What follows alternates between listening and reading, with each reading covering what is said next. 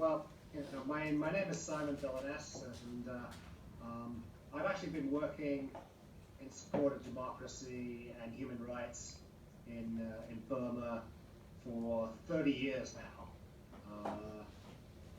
Back when I used to work for a socially responsible investment firm, Trillium Asset Management, back in Boston.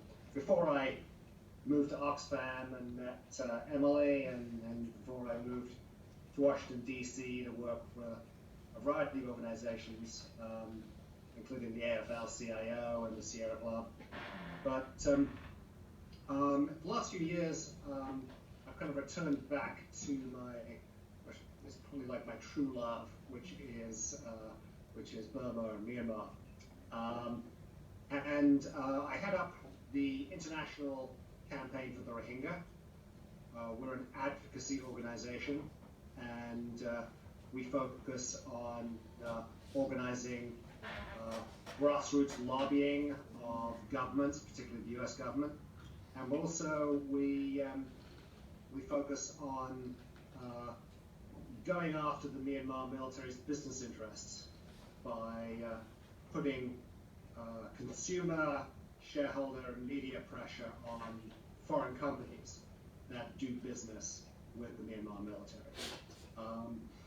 So that's kind of where I am right now. I mean, right now I'm busy working on lobbying members of Congress to co-sponsor the latest resolutions on Myanmar condemning the military coup.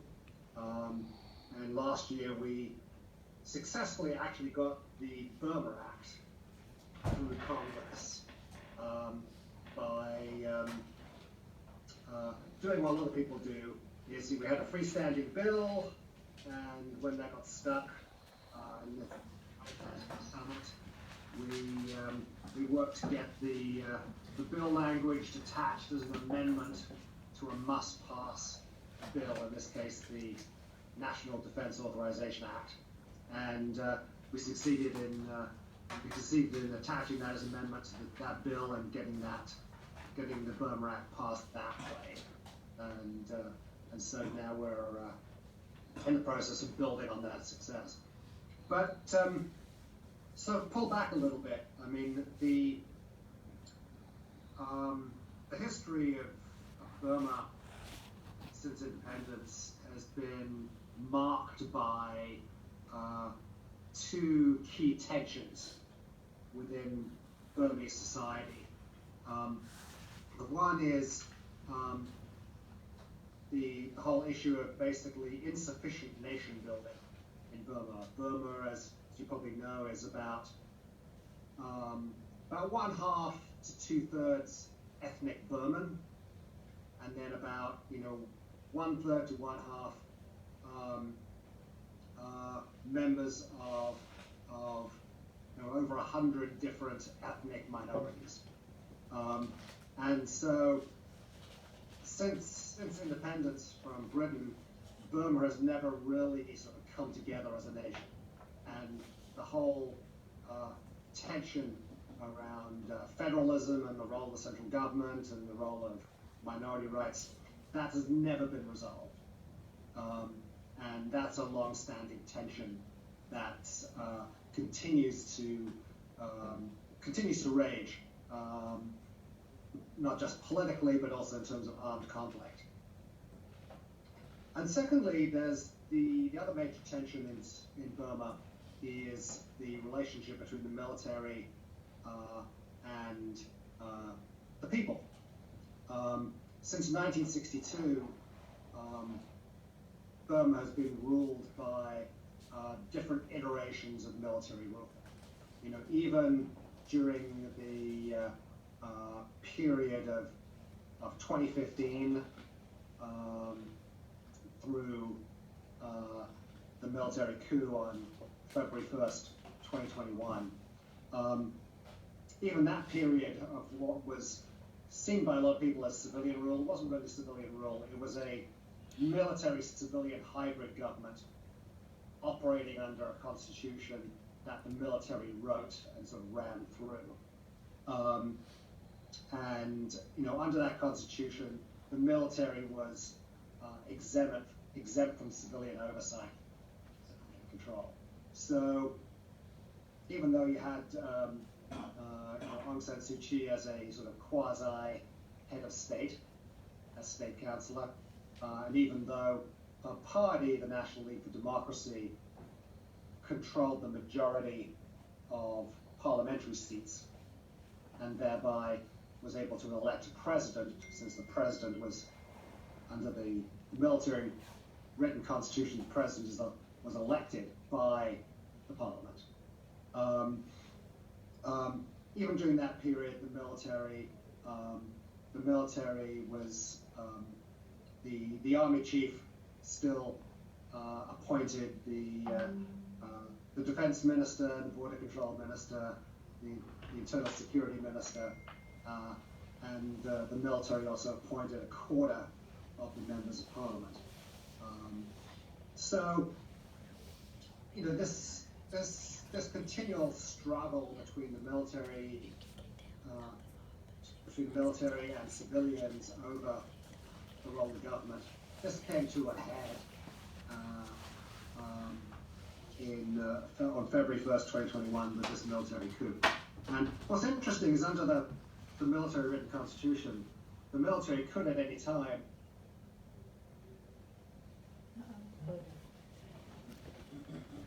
Simon, it froze. Can you hear us?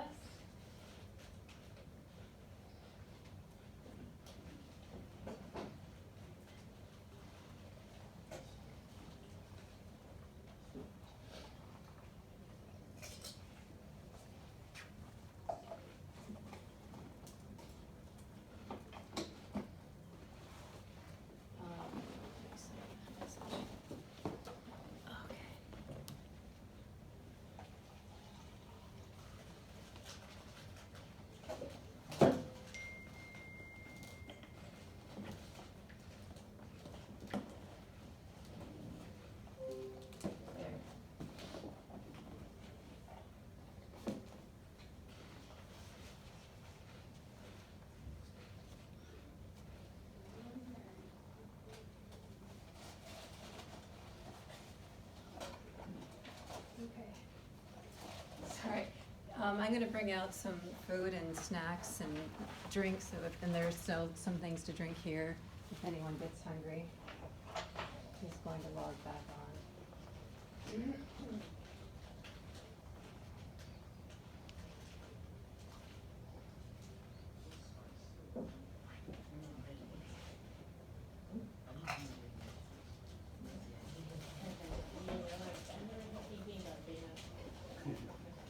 Back on yet, huh?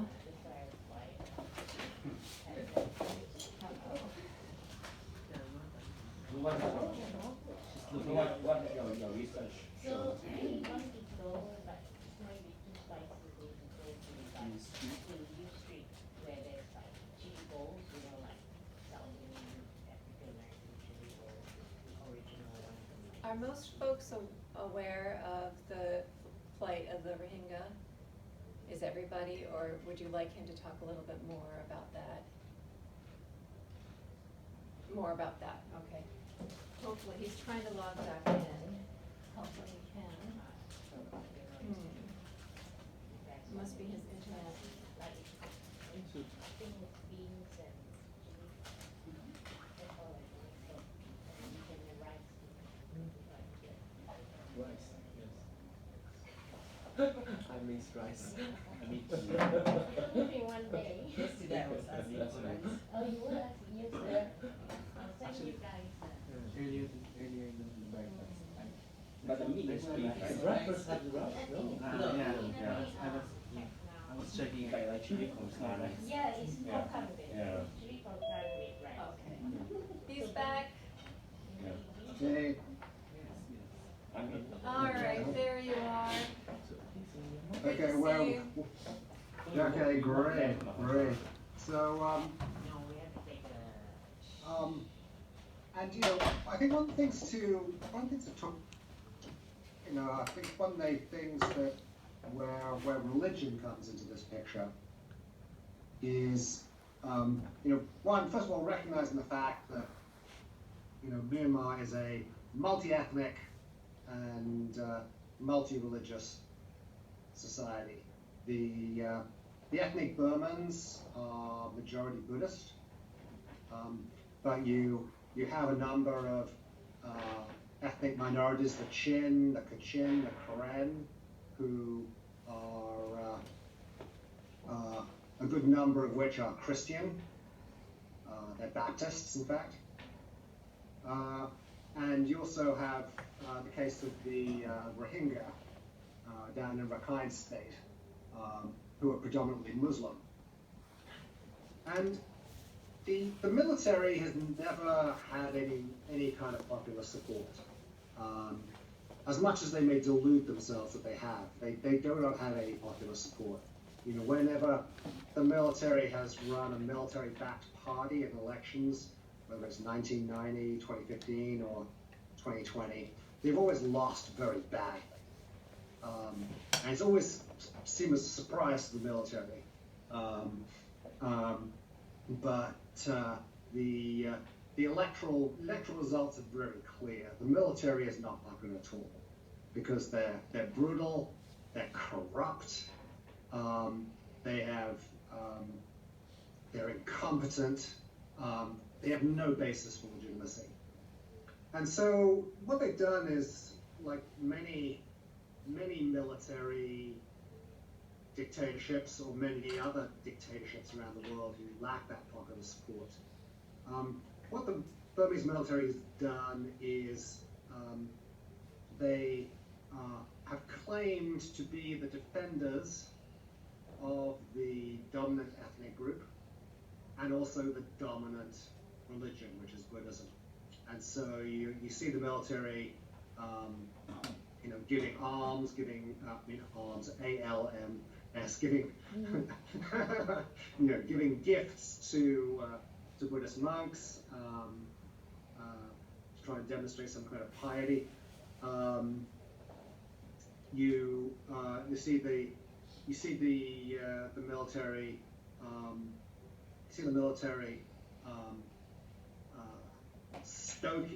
Exploiting and exacerbating and stoking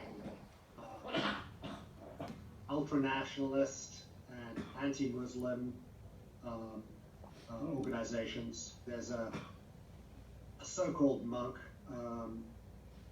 Wirathu, who's basically an ultra-nationalist who shaved his head.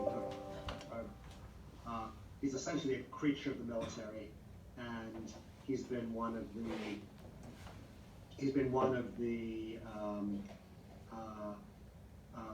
people inside Burma who's been, again, stoking and exploiting existing anti-Muslim sentiment to gather support for the military and for a very ultra-nationalist agenda.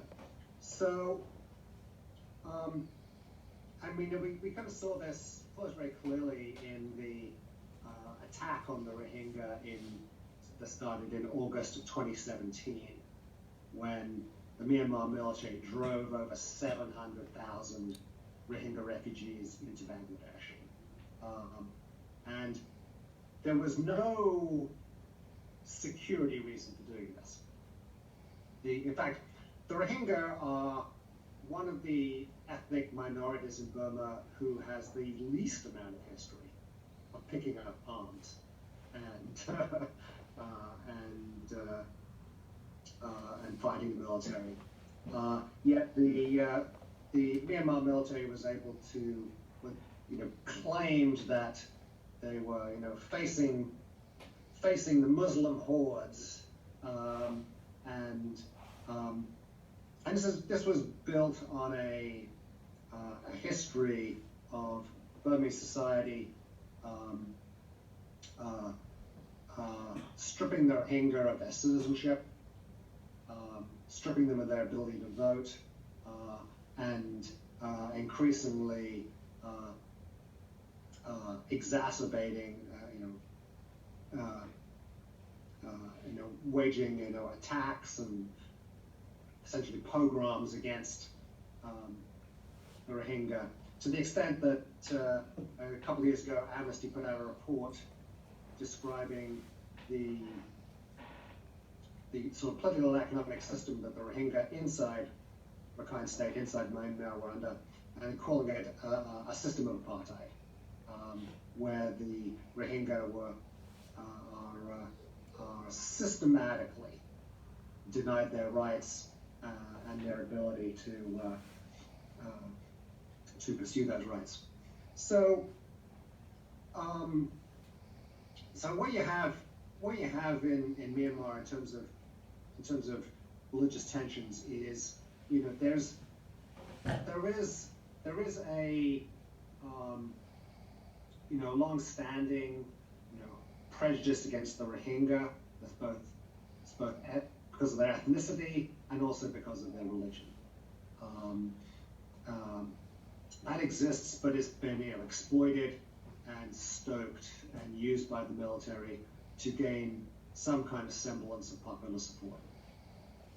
So, what I've been doing, and what you know, supporters of the democracy movement inside Myanmar have done for the last 30 years, is that we have gone after the political and economic support of the military.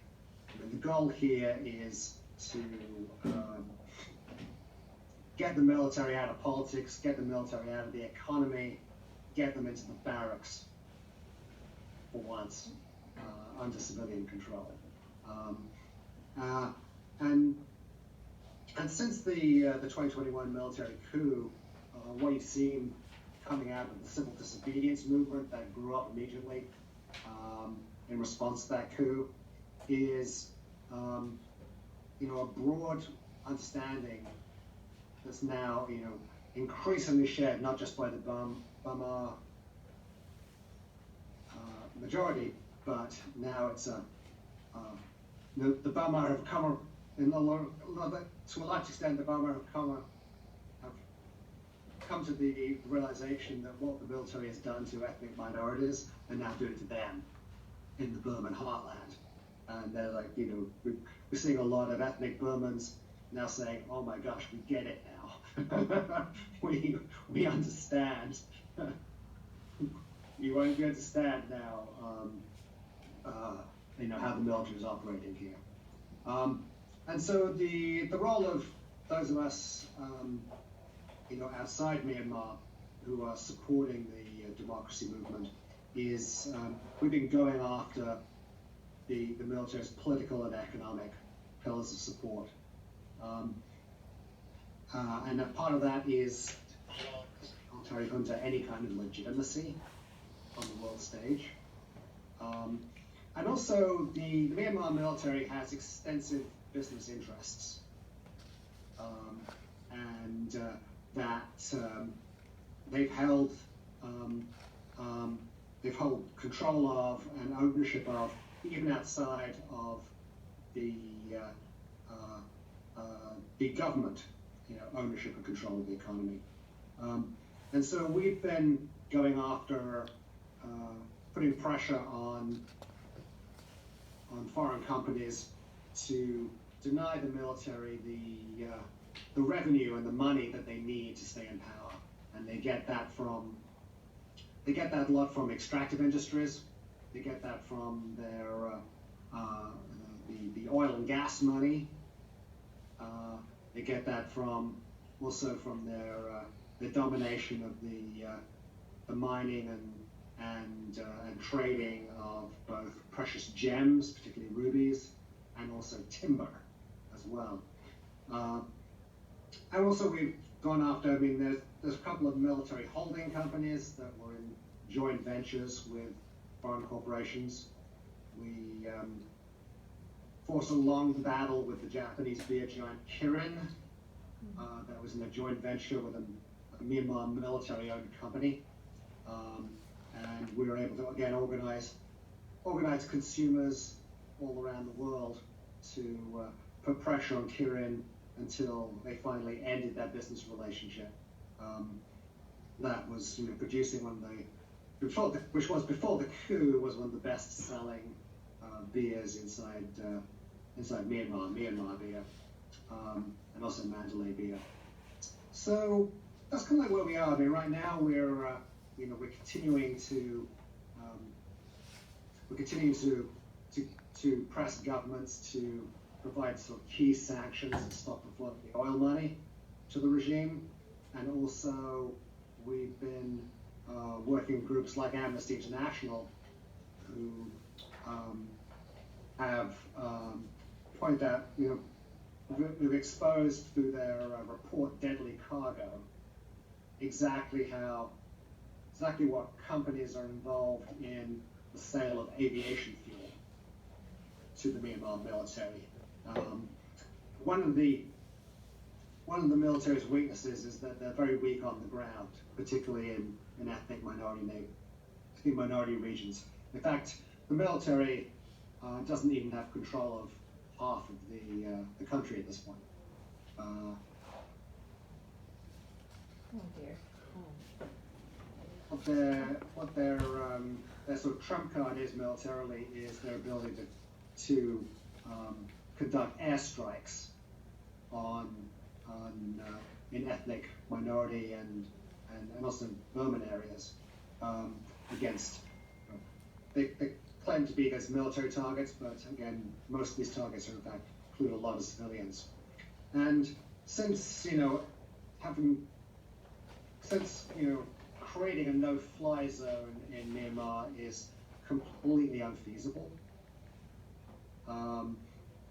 we're looking to do essentially a virtual no-fly zone by cutting off the supply of aviation fuel and ground the fleet, the Myanmar military's air force that way. So gives you sort of a bit of a big picture and give you sort of an idea of the work that we're doing, and happy to just make this a broad-ranging discussion and answer any questions and just chew this over any way that you would find useful. Thank you, Simon. And maybe I'll start with some questions and see what opens up in the group. So the first kind of question I'd like to bring forth kind of begins with a commentary, is that often Myanmar and Sri Lanka are compared. And you did a good job of kind of positioning this in terms of power interests using religion as a vehicle for division and control and for justification of violence, of marginalization, removal of people. And in Sri Lanka, for instance, there's a colonial history that would leverage minorities and majorities in order to have that colonial control, which then had a whiplash after the colonial period. How would you frame and understand how religion has been used as a tool for power, and how the everyday person, whether they're Burman or other, Buddhist or other backgrounds in minority and majority, do they view this as a religious divide, or is the nuance present? And I realize that may be difficult to ascertain. Yeah. Well, what's interesting is I'll throw a story of experience I had when I was inside Burma, which I think is very illustrative. I had a chance to go to Burma during one of the good years, 2015, and I was in Rangoon, and then I flew up to Myitkyina, up in Kachin State, up in the north. The Kachin are actually very interesting. They are, the Kachin fought alongside the Americans in World War II. You find whenever I'm talking to an audience and I find that when I'm talking about the Kachin, for instance, and I find people whose fathers or grandfathers fought in Burma in World War II, I'll often point out that the fact that the Kachin were Americans, and that when their fathers or grandfathers were in Burma, it was the Kachin who had their backs. And the Kachin are they're You've frozen again. There you are. Okay, we lost you. You started to say the Kachin. yeah. And so the Kachin are predominantly Baptist, and they're actually American Baptists.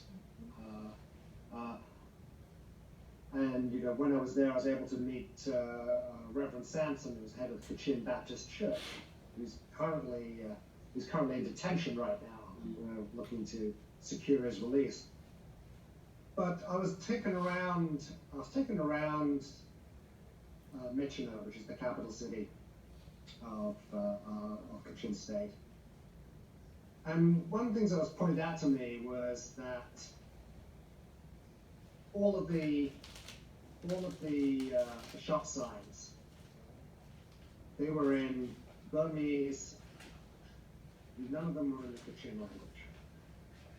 And when I flew up from Rangoon to Myitkyina, I couldn't leave the airport without having a couple of Burmese soldiers in full uniform and fully armed checking all my papers before we were allowed to leave the airport. And this was even after a domestic flight. And again, going around Myitkyina, you kept seeing Burmese soldiers, and then it kind of really struck me that I just was struck by this realization that I'd actually never been in a region of the world that was clearly under military occupation. And then it kind of dawned on me, like, oh my God, this is exactly what it looks like. And one of the things that was pointed out to me also, aside from the shop signs not being in the Kachin language, was that they point up to one of the hills surrounding the town where they were building a Buddhist monastery for primarily Western Buddhist tourists. And they said, yeah, they're building this Buddhist temple, but you can't get permission to build a church or a mosque. And what you've been seeing for decades now in ethnic minority regions of Burma is what they call Burmanization. It's a Burman colonization that is designed to sort of wipe away the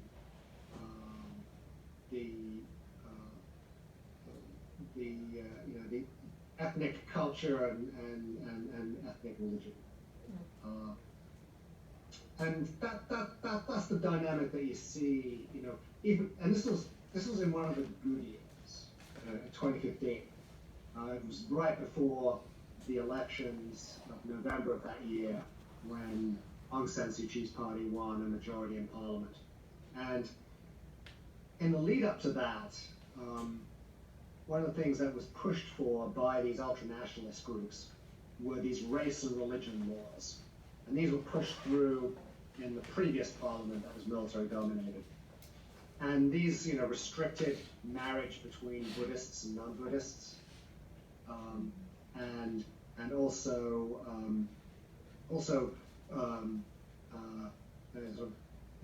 codified all kinds of ethnic and religious discrimination into laws. So that's the context. And I think it needs to be seen as a very calculated and cynical maneuver and strategy by this brutal, corrupt, inept military dictatorship, which has no popular support, and that is the only way they can cultivate any kind of popular support is by cultivating popular prejudices. Thank you. I know there's some questions. So I asked about the Rohingya refugees in Bangladesh. So we do a lot of stories about them, and over the years it looks like their situation is getting more and more dire. So in Bangladesh, the government really doesn't want them there. They try to send them back. They try to send them to their island. It doesn't seem to be much, and I might be wrong. So we could talk about whether there's any international efforts to try and help them, because it doesn't seem to be anywhere for them to go. No one wants them. And I think, one of the things